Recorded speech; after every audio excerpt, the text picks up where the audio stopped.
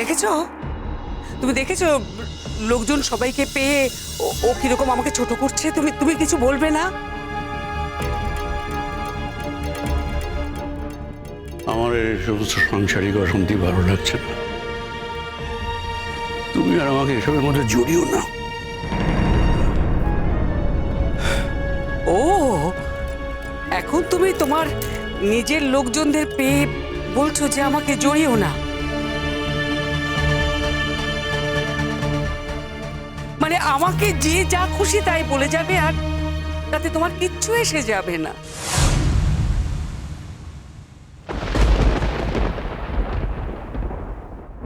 আমি আপনাকে কোনোভাবেই অপমান করিনি মা। বাবা নিশ্চয়ই সেটা জানে।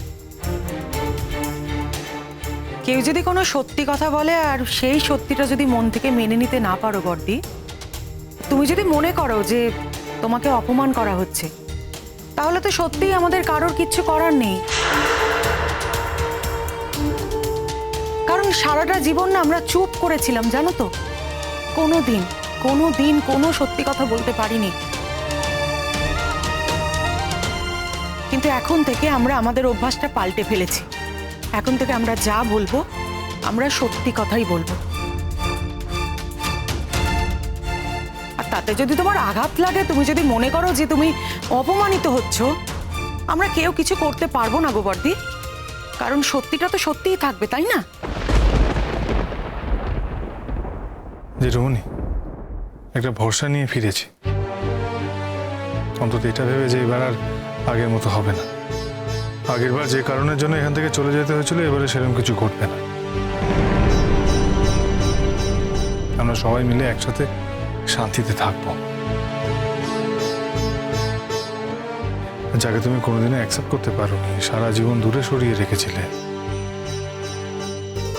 যার জন্য আমার জীবনটা খানিকটা অপূর্ণ হয়ে থেকেছে।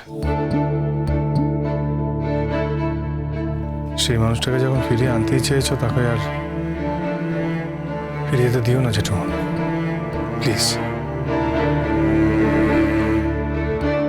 জেঠুমনি, তুমি শুধু এইটুকু দায়িত্ব নাও, বাকি সমস্ত কিছু দায়িত্ব আমার।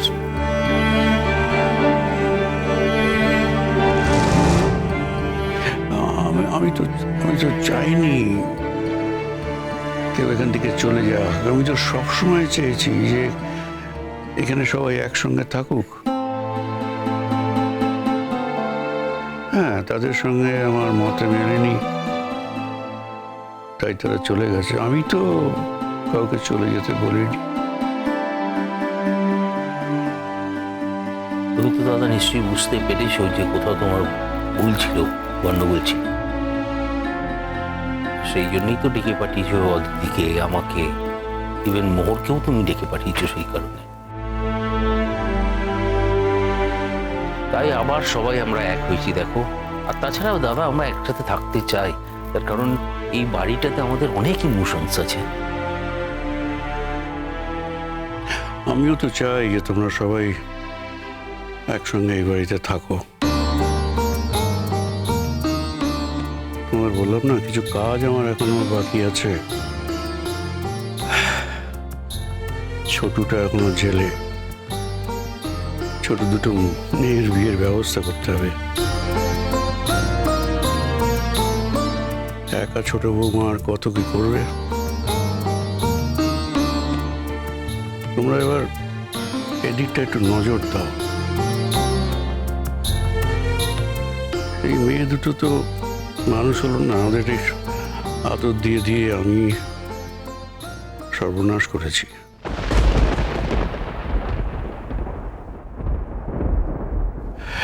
কিন্তু একই রকম আদর তো আমি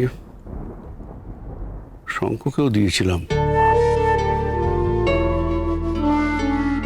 কিন্তু শঙ্কুর ধ্যান ধারণা ছিল পড়াশোনা।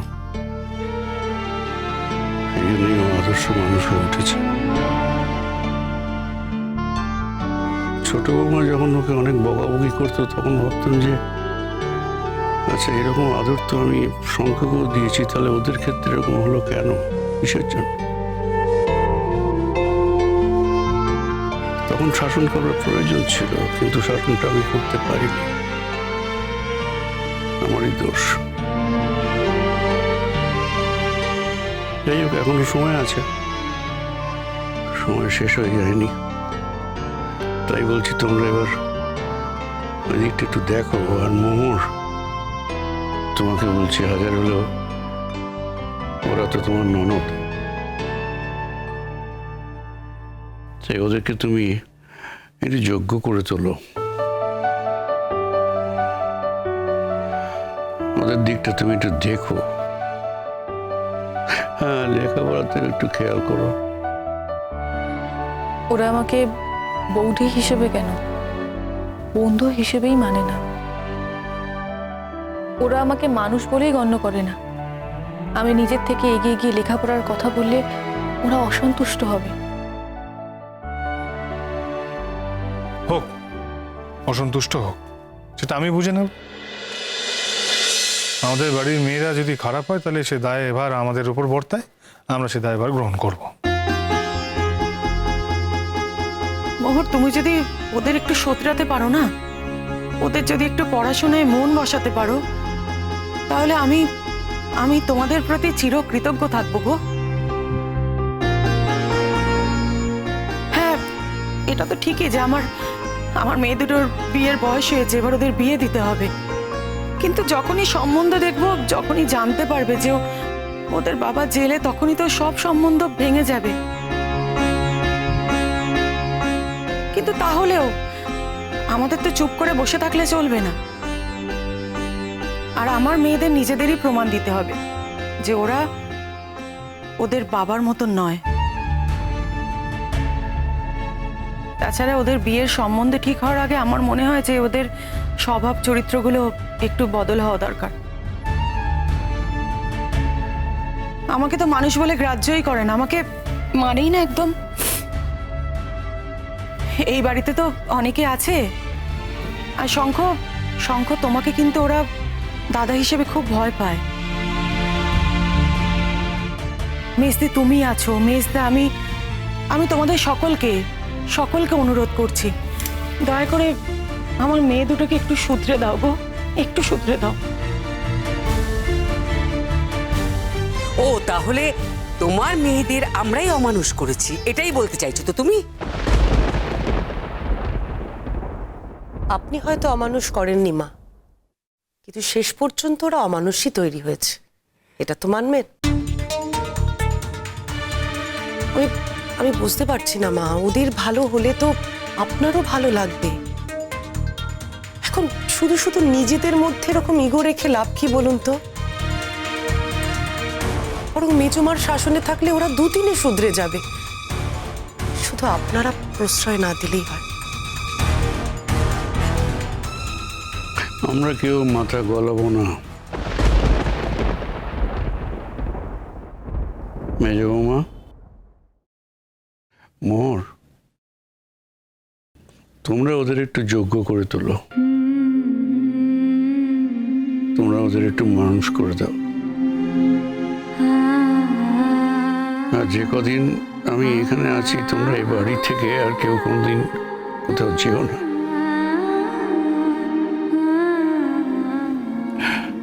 সবাই এখানেই থাকো।